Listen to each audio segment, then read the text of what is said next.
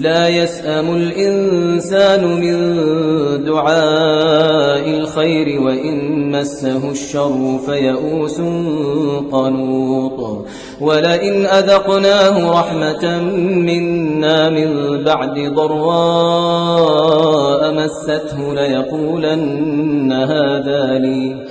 ليقولن هذا لي وما أظن الساعة قائمة ولئن رجعت إلى ربي إن لي عنده للحسنى فلننبئن الذين كفروا بما عملوا ولنذيقنهم من عذاب غليظ وإذا أنعمنا على الإنسان أعرض ونأى بجانبه وإذا مسه الشر فذو دعاء